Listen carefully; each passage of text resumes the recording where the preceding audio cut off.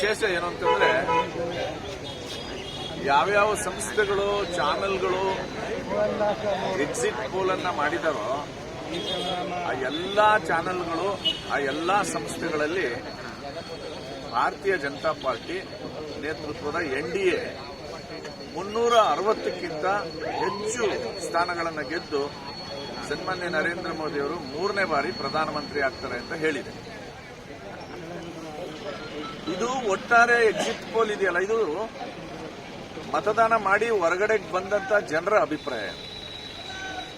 ಹಾಗಾಗಿ 3ನೇ ಬಾರಿಗೆ ನರೇಂದ್ರ ಮೋದಿಜಿಯವರು ಮತ್ತೆ ಪ್ರಧಾನಿ ಆಗ್ತಕ್ಕಂಥದ್ದು ಶತಸಿದ್ಧ.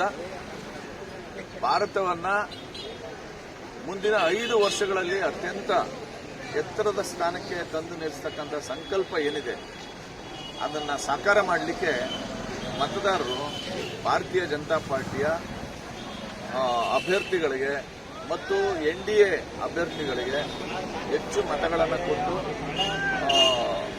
ಆಶೀರ್ವಾದ ಮಾಡಿದ್ದಾರೆ. ನನಗನ್ಸುತ್ತೆ ಬಿಜೆಪಿ ಪ್ಲಸ್ NDA ಎರಡೂ ಸೇರಿ 400 ಸೀಟ್ಗಳನ್ನು ದಾಟ್ತೀವಿ ಸರ್.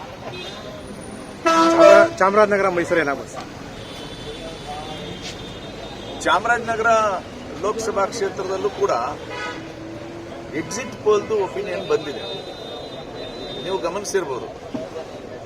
ಕಾಂಗ್ರೆಸ್ ಬಿಜೆಪಿ ನಡುವೆ ಹಣಾಹಣಿ ಹೋರಾಟ ಇದೆ ಅಂತ ಹೇಳಿದ್ರು ಸಹ ಕೊನೆಯದಾಗಿ ಭಾರತೀಯ ಜನತಾ ಪಾರ್ಟಿಯ ಅಭ್ಯರ್ಥಿ ಬಾಲರಾಜ್ ಅವರು ಗೆಲ್ತಾರೆ ಅಂತಕ್ಕಂಥದ್ದು ಕೂಡ ಎಕ್ಸಿಟ್ ಪೋಲ್ನ ಅಭಿಪ್ರಾಯ ಆಗಿದೆ.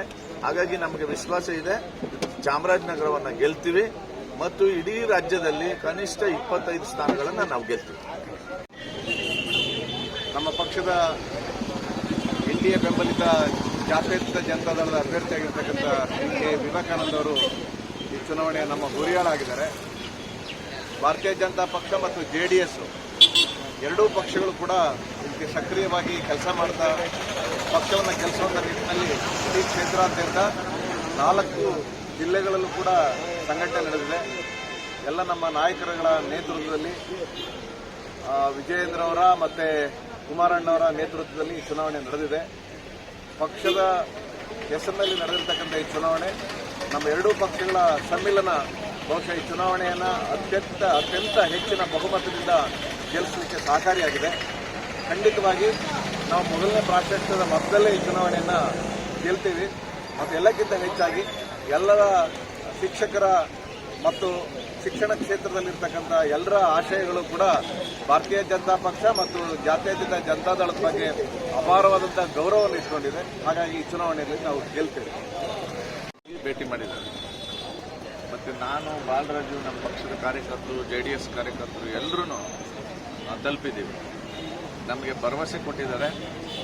ನಾವು ವಿವೇಕಾನಂದ ಅವರಿಗೆ ಪ್ರಥಮ ಪ್ರಾಶಸ್ತ್ಯದ ಮತವನ್ನು ಖಂಡಿತವಾಗ್ಲೂ ಕೊಡ್ತೀವಿ ಅಂತ ಹೇಳಿದ್ದಾರೆ.